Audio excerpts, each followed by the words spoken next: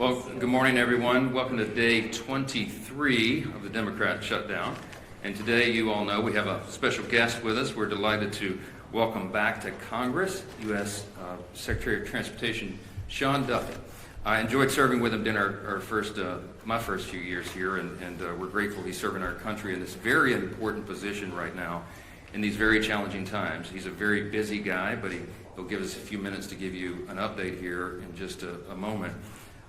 You'll hear directly from him about the very real and consequential ways that Americans are suffering right now because of the shutdown.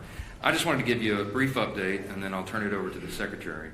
But by way of review, the reason that my colleagues and I have come in here every morning now during this painful Schumer shutdown is because we have to share the facts, and we have to share the simple truth with the American people. And why is that? Because the Democrats are working overtime to try to hide those facts and to try to distract from the very simple truth here. They want you to forget that just 5 Senate Democrats could reopen the government today. All we need is 5 of them. They try to pretend that their counter-proposal deal doesn't reinstate free health care for illegal aliens, $200 billion of taxpayer funds. They try to pretend that their counter-proposal would not send billions of dollars in wasteful spending for social projects in foreign countries overseas. They don't want you to look at the facts. They don't want you to look at the paperwork that they themselves filed as the counter-proposal. And they refuse to admit that this entire shutdown is one big political game to satisfy the radical Marxist base of their party. But that is exactly what is going on. And I want to be absolutely clear about this. Democrats would not have shut the government down this time if their political careers did not depend on it. And that is not some Republican talking point. That is the objective truth. If it wasn't already abundantly clear, the number 2 Democrat in the House yesterday openly admitted to that fact. Katherine Clark is the House Democrat whip. She works right under Hakeem Jeffries as the number 1 Democrat, and she was in an interview, and she said to one of your colleagues sitting here on the front row, quote, "Of course there will be families that are going to suffer, but this is one of the few leverage times we have," unquote. It's shocking to hear them say that out loud. By her own admission, she knows that the American people are suffering. Democrats know that millions of federal workers are desperate for their paychecks. They know that thousands of flights have been delayed. They know that SNAP benefits and nutrition assistance for women, infants, and children are in jeopardy for millions of American families. And yet, they don't seem to care. But you know what? Take heart, America. Take heart. Because all your suffering is for a good cause. It's for the Democrats' political leverage. That's what the number 2 Democrat said here yesterday. It is utterly shameful. The obvious truth is that only a Democrat could get away with saying such abhorrent things without the media batting its eye. I guarantee you, if the tables were turned, if the Republicans were the ones holding the country hostage and openly admitting to it, it would be absolutely explosive. It would be wall-to-wall coverage, and everybody in this room knows that. Every single mainstream media outlet, every newspaper in America, every single day would have that on the top fold as the big headline. But of course, that's not what's happening right now. Coverage of all this has been sporadic and almost every time spun to try to somehow favor the Democrats who have put us in this mess. Democrats own this. They've said so themselves, and you just have to listen to their own words. Don't listen to us. Chuck Schumer himself said infamously, "Every day of the shutdown gets better for us," meaning the Democrats. And then you had the Democrat whip here say yesterday, openly admitted, they're holding the country hostage for their political leverage. They're perfectly fine with that. They're perfectly okay with real pain being felt by real Americans as long as it helps their political agenda as they see it, as long as they can force $1.5 trillion new dollars in spending on America and get illegal aliens back on health care funded by U.S. citizens. That's their counter-proposal. And largely, so many in the media are turning a blind eye to that. Well, as I said earlier, we've stood up here every day and talked to you about some of the terribly harmful effects that the Democrat shutdown is causing on Americans. We talked about troops at risk of missing their next paycheck. The nutrition assistance for women, infants, and children is under threat. Now, SNAP benefits will not be sent to those who truly need it. But there's another very important group of federal employees that we want to highlight today because they also aren't getting paid and the consequences are being felt around the country. Air traffic controllers, some people call the policemen of our skies, they have been showing up at work without pay. And news reports have suggested that these men and women are seeking outside employment just to keep their families afloat. Some of them are working these long shifts, and then they're hopping in a car and driving for Uber, or they're delivering for DoorDash all night. And you just have to think about what a heavy thing that is. These men and women have one of the most stressful jobs in America. They cannot be 99.5% accurate or 99.9% accurate. They have to be 100% accurate 24 hours a day, 7 days a week. And now they're being forced to work longer hours, take on multiple jobs, and maintain the same level of excellence, again, all while Democrats hold their paychecks hostage. This is what one air traffic controller said in their own words in an article, quote, "The financial anxiety doesn't just hurt morale, it directly affects safety. When someone responsible for thousands of lives a day is worrying about whether they can pay rent or feed their kids, focus suffers. Controllers were already underwater with pay and staffing before the shutdown, and now we're drowning," unquote. As a reminder, and this is pretty ominous, but you remember the article a few days ago where the Democrats were quoted saying they won't reopen the government unless, quote, "planes are falling out of the sky," unquote. We pray to God it doesn't come to that, obviously. But the longer the shutdown goes on, and as fewer air traffic controllers show up to work, the safety of the American people is thrown further into jeopardy. Now, I'm heartened that we have a leader like Secretary Duffy. He has an extraordinary team. We have extraordinary air traffic controllers in this country, and they are maintaining the safety against incredible odds. But right now there are 13,000 air traffic controllers and more than 50,000 TSA officers who are showing up to work without pay. Our Secretary Duffy's doing a great job to triage this. But he noted that normally just 5% of flight delays are the result of staffing shortages. Right now, that number, at least 2 days ago, was 53%. According to online flight tracking databases, there were 19,000 delayed flights from Saturday to Monday, and an additional 1,600 canceled flights during that same period.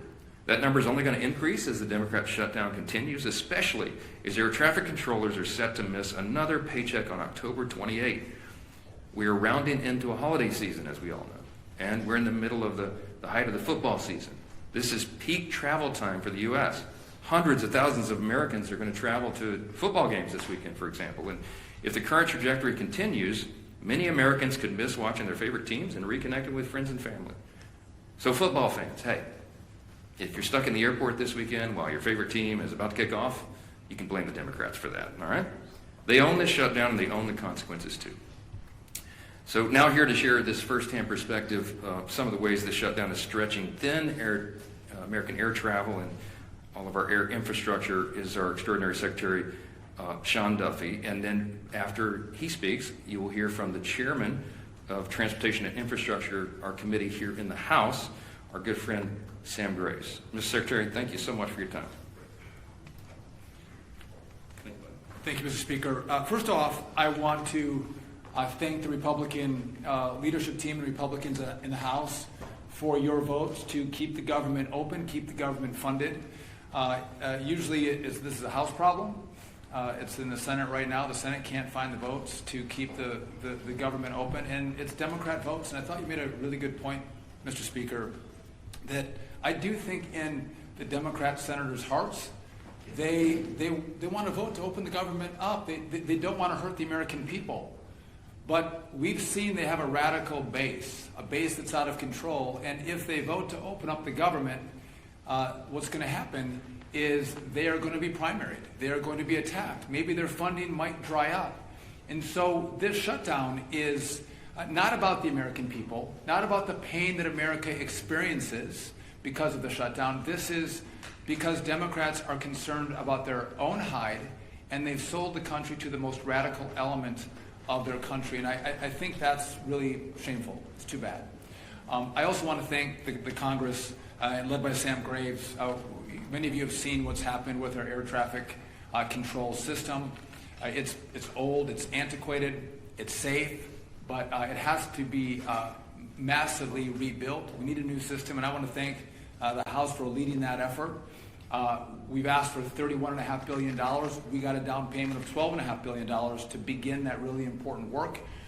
Before the shutdown, we have crafted our teams in a way that can keep that work moving forward. It doesn't stop during the shutdown because, again, 6 months from now, you all won't care that Democrats shut the government down. You'll want to know what the results are and the progress of building this new system. So that is still operational. But I do want to talk about air traffic controllers for a moment because I think this is incredibly important. They're angry. I've gone to a number of different towers over the course of the last week to 10 days. They're frustrated. They're frustrated that the Congress is focused, at least in the Senate, on paying for health care benefits for illegals as opposed to paying their paychecks for the great work that they provide to the American people. That makes them angry. You've seen, as the speaker mentioned, across the national airspace, we see there's certain centers or TRACONs or towers where we'll see a lower staffing. When we have lower staffing, what happens is you'll see delays or cancellations. But it's not one tower, it's not one TRACON, it's not one center, it's maybe one center one day, it's a TRACON another day, it's kind of moving throughout the national airspace. But it's causing disruptions. So a week ago, last Tuesday, air traffic controllers got 90% of their pay because that paycheck came from most of it for the work they did in September. So they got most of the money. Next Tuesday is the first paycheck that they will not receive for the work that they did in October. And to the speaker's point, we have air traffic controllers who work more than 5 days a week. They work 6 days a week to make sure they can cover air travel throughout the country. And so if you have a controller that's working 6 days a week, but has to think about how am I going to pay the mortgage, how am I going to make the car payment, how am I going to put food on my kid's table, they have to make choices. And the choices they're making is to take a second job. Well, I don't want my air traffic controllers to take a second job. I want them to do one job. I don't want them delivering for DoorDash. I don't want them driving Uber. I want them coming to their facilities and controlling the airspace. But they're having to make decisions about how they spend their time to make sure they put food on their table, feed their kids, and support their family members. I want to make one other point really clear. Some have asked about safety, or you maybe ask me if I'll let you give me some questions. Safety is paramount for us. And so if we don't have the staffing levels in a tower, TRACON, or center, you will see us delay traffic. You will see us cancel flights. Because I want you to get to where you're going. I want America to get to their destination and get there safely. And it's not moving as many flights as possible. It's moving as many flights as possible safely. That is our mission. That is our number one goal. And if we can't do that, you'll see the flights come down. You will see the delays and you'll see the cancellations. One other problem that I want to address that we're seeing now in the shutdown, you've seen that we don't have enough air traffic controllers. We're 2,000 or 3,000 air traffic controllers short. And so what I've done is I've developed a plan to supercharge air traffic controllers into our system. The president said, bring in the best and the brightest, young men and women to work in this space, which is what we've done. We've shortened the timeline from testing to get into to our facility where we train our air traffic controllers in Oklahoma City. Shorten the timeline. Get the best and the brightest. The highest test scores come in first. And that's what we've done. It's going to be a multi-year process to make up the shortfall that we have in the system. But I'm getting word now from Oklahoma City where I have young air traffic controller students who are now telling me, what the hell am I doing? Why am I going to take this job? They're thinking about leaving the academy, smart young men and women, because they don't want to work for a system that won't pay them, that doesn't guarantee them a paycheck. And their paychecks are at risk. We pay those controllers as they go through the academy. We don't pay them a lot of money either. They rely on that. And when that money doesn't come, it creates not just disruptions for when Democrats in the Senate decide to forego the crazy left and actually fight for America. That's problems that ricochet in the months and the years to come. And I think it's important that we tell that story because if we don't, I think that you can give the Democrats a pass. We have to talk about the real consequences of what the shutdown does, talk about who we're fighting for, and why this matters. To, again, open up your government. Open it up. It's easy. And then sit down and negotiate. Have a conversation. But to allow the radical element in the Senate to hold America hostage, I think would be shameful. That's not how we operate. We don't negotiate when that is the structure set by Democrats. So I'm all in favor of making sure this funding comes. Let's open it up. Let's have a great conversation. Let's figure out where we go forward. And I think that would be the most common sense approach. But I'll just tell you this. I want to reiterate, we are all about safety. And we will make sure we work every day on that part of our job. But again, I can't guarantee you that your flight's going to be on time. I can't guarantee you that your flight's not going to be canceled. It's going to depend on our air traffic controllers coming in to work every single day. And again, my message to them is, one, thank you for coming and working. We appreciate that. Come to work, even if you don't get a paycheck. We need you to come to work. But if they do not, we'll know whose fault it is. And I just want to say, as I introduce Sam Graves, Sam has been a champion in the airspace. The industry loves him. No one has done more to drive this reform of how we build a brand new air traffic control system, thinking it through, driving it through the Congress, making the sales pitch than Sam Graves. And I couldn't be more grateful for his friendship and partnership. And so I think Sam is going to go right now. And I appreciate the leadership team here as well. Even guys from Minnesota are okay too. So thank you. Thanks, Mr. Secretary. As Chairman of the Transportation Committee, I do want to point out what has already been pointed out, and that is our skies are safe. They are very safe for folks to travel and for folks to be able to get to where they need to go. And I do want to commend our air traffic controllers straight up, because, and this just goes to show you just how steadfast they are. They're showing up for work, they're doing the job, and they're making sure that our skies stay safe. I've got a number of good friends who are air traffic controllers, and they have expressed extreme frustration because of the situation. They're worried about getting paid. They're worried about, as was pointed out, meeting that mortgage and being able to make the car payment or whatever the payment is that they have to do, or take care of their family. Something as simple as that. I do want to commend the Secretary and the President for filling all of the open seats at the Academy in Oklahoma City. They hit their quota of 2,000 new air traffic control students that are learning, and I want to commend them on increasing the pay for students going to the Academy. It's needed, and it's also needed to be able to attract the best and the brightest that are out there.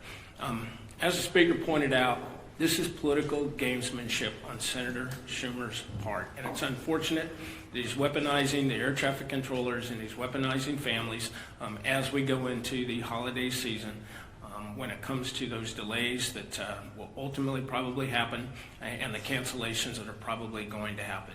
And as the Secretary pointed out, we need to remember who it is that is causing this and why they are causing this. This is political games. All we need to do is pass the clean CR so we can move forward and then talk about these things that need to be talked about. So, thank you. Mr. Leader.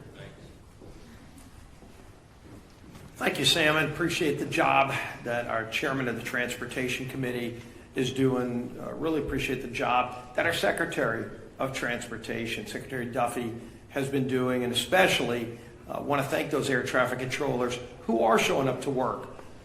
Work that even in normal times is an incredibly stressful job. You know, as you can imagine, at any airport in America, but especially the busy ones, you might have dozens of flights coming in and out every single hour. And their job is to manage those flights so that everybody on those planes lands or takes off safely and gets to their destination safely. That's their job. That's their priority. It's their passion. And yet, when you add to that, again, in normal times, it's an incredibly stressful job. When you add to that the uncertainty of whether or not they're even going to get paid, while they still have the obligations of paying their house note, their rent, their car note, putting food on the table, adding that extra level of stress to an already stressful job is really straining the system. And so, as Secretary Duffy talked about, Some have taken to get second jobs, jobs that take them away from their current job. It's led to flight delays. It's led to real hardships for American families. As we're approaching Easter and Thanksgiving in just a couple of weeks, imagine you're planning your Thanksgiving vacation to go see your family somewhere else, maybe a kid returning from college to go see their family for the first time in a few months, and you don't know if the flight is going to be scheduled, if the flight's going to be on time, if you're going to be able to make it home. This is unnecessary.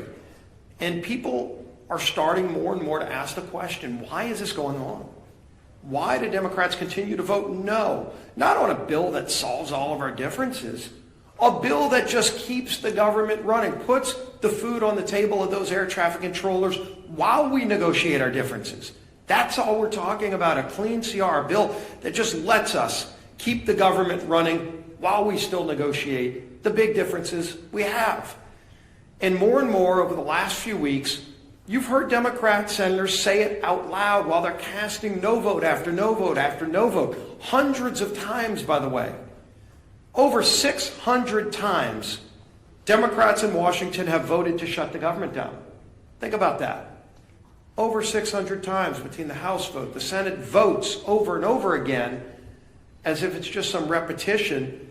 All it takes is 5 Democrat senators to have the courage to say, let's just open the government back up again so we can negotiate our differences.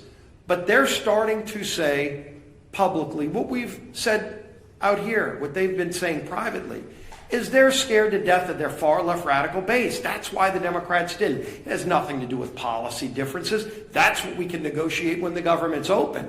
And everybody knows that. And so why are they doing it? And here we go. And you heard the speaker talk about it.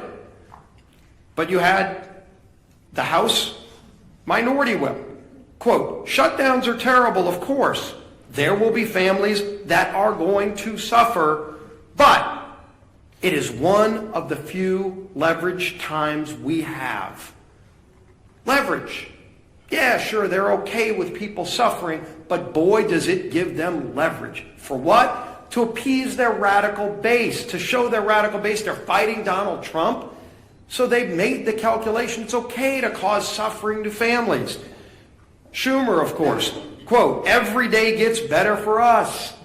Who's us? It sure isn't the American people. It sure isn't those air traffic controllers who are working 6 highly stressful days managing safely our air traffic control system while then they leave that job to go drive for Uber or for DoorDash.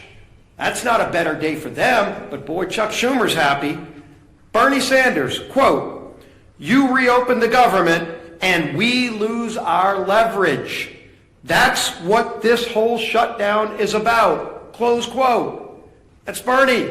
Leverage. You hear it over and over again.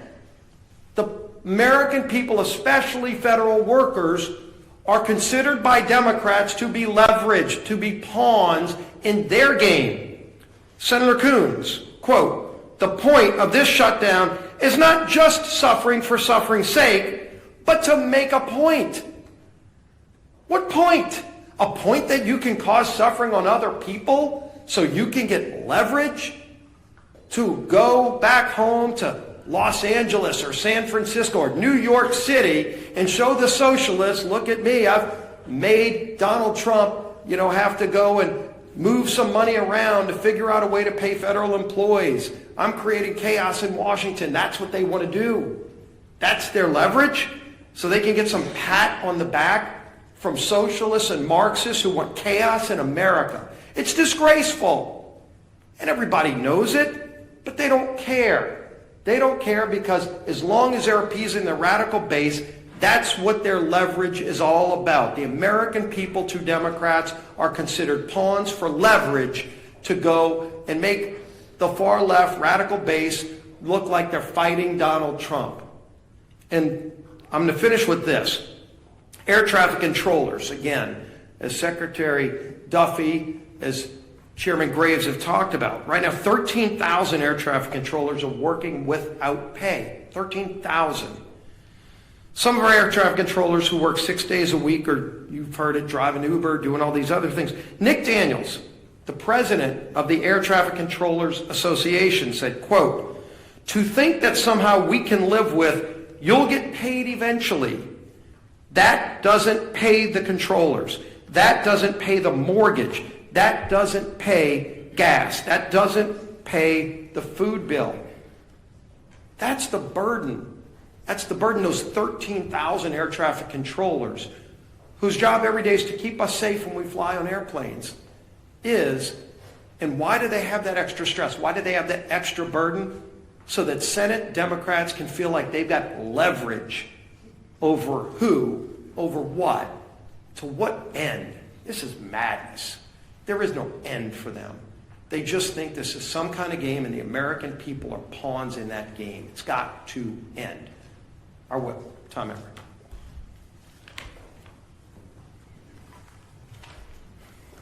Shutdowns are terrible. Of course, there will be families that are going to suffer. We take that responsibility seriously.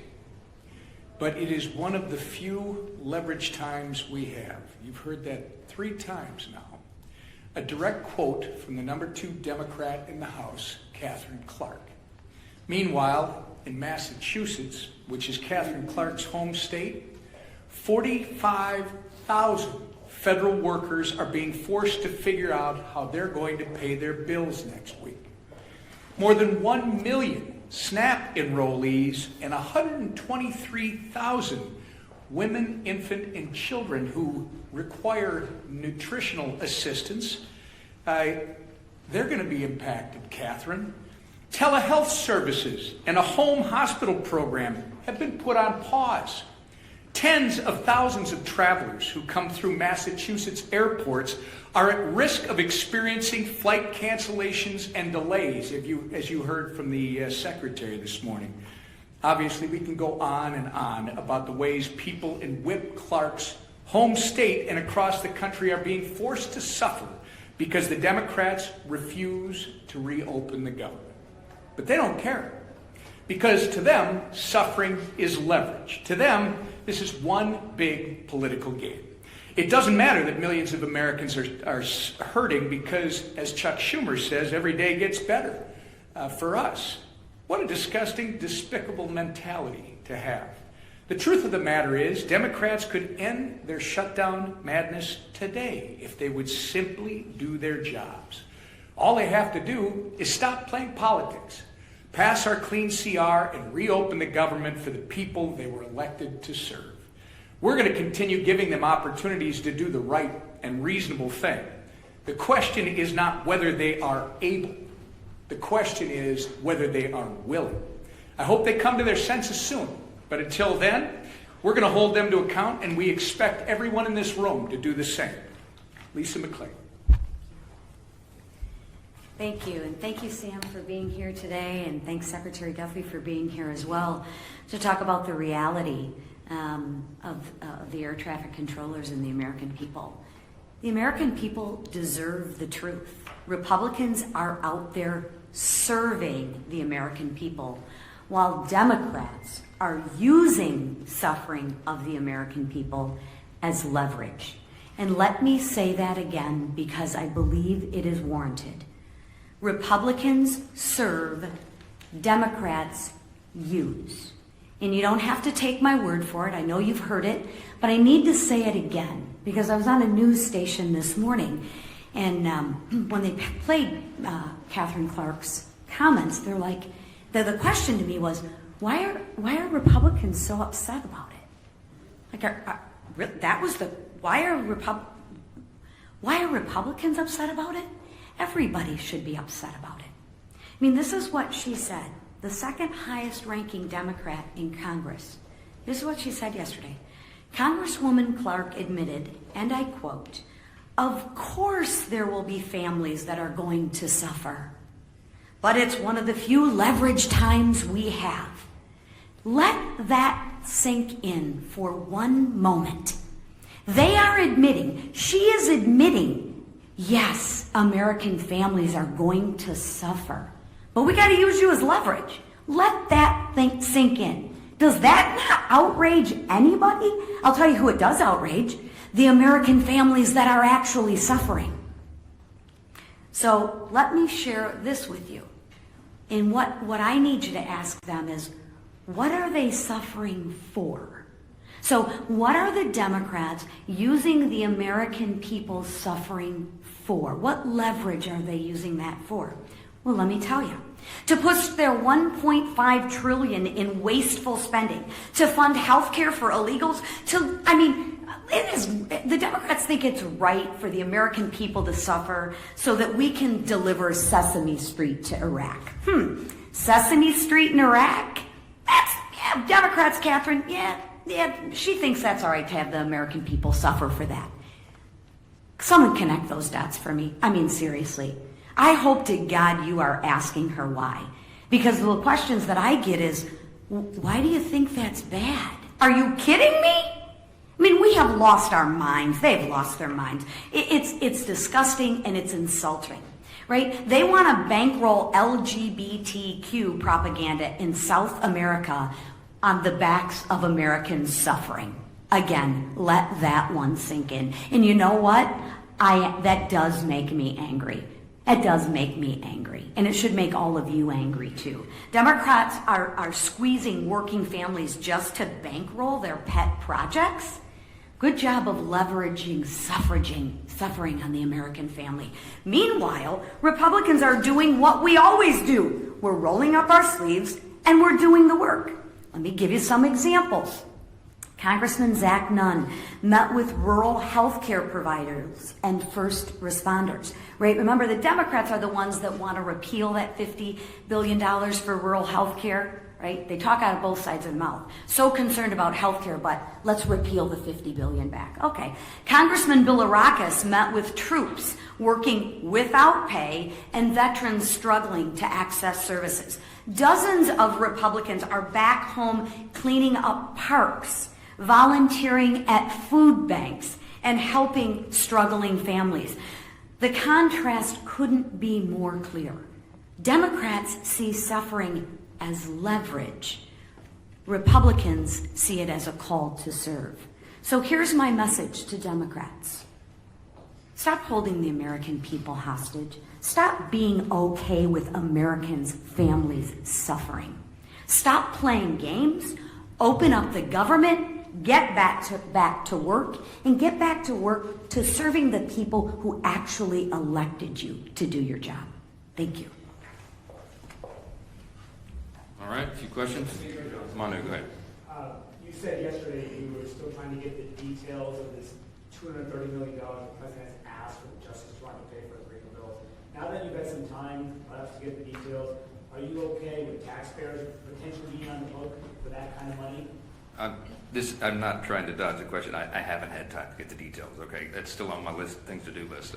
Yesterday was almost literally a 21-hour workday. Yes, sir, back row. There's legislation in the Senate to pay air traffic controllers during the shutdown. If that does pass in the Senate, would you bring the House back to vote on that? And then, absent congressional action, would you work with the White House to find a way to pay air traffic controllers during the shutdown? And where would you pull that money from?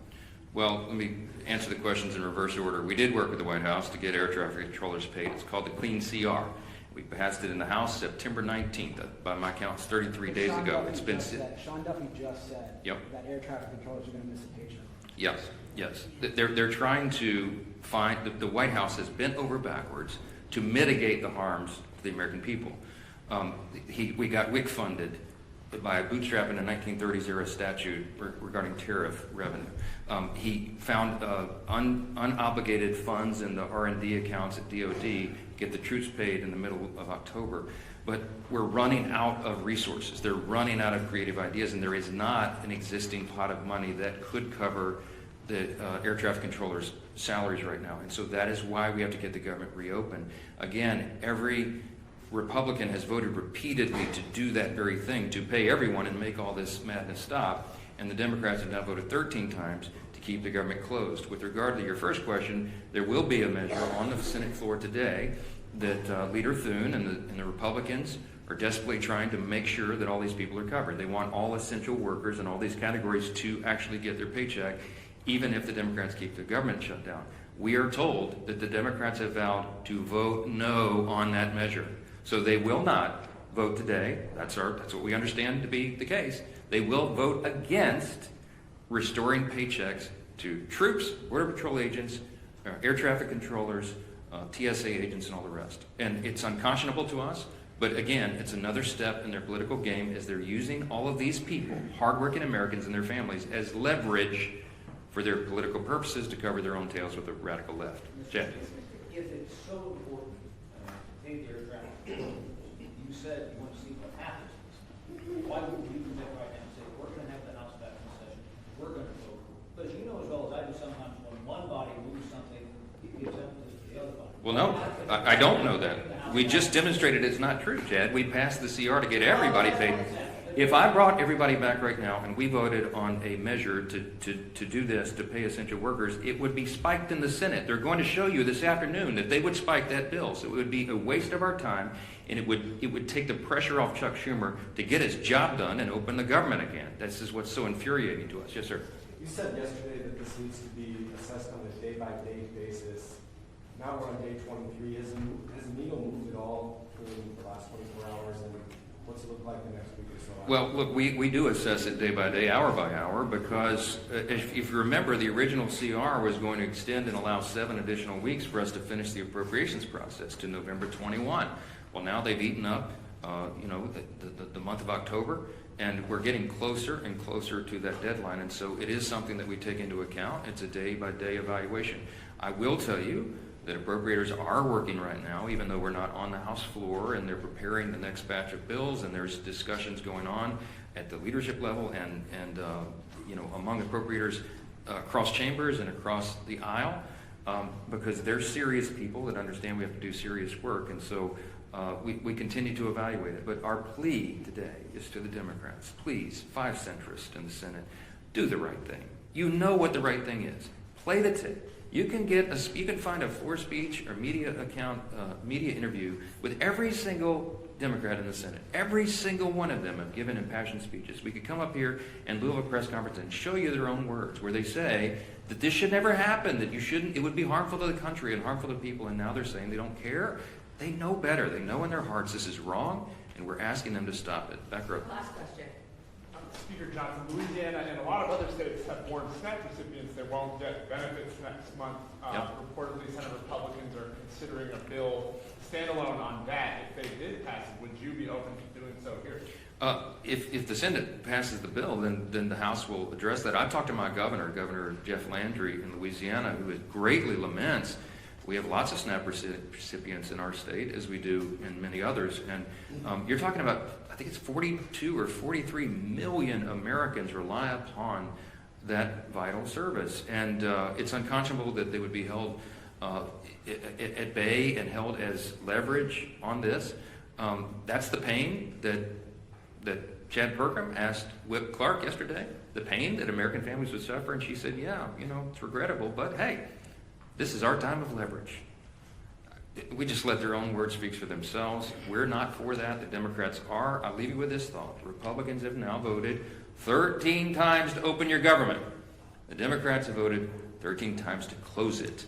The Democrats own the shutdown and all these horrible consequences, and you need to remind them of that. Thank you. Appropriations bills, Johnson.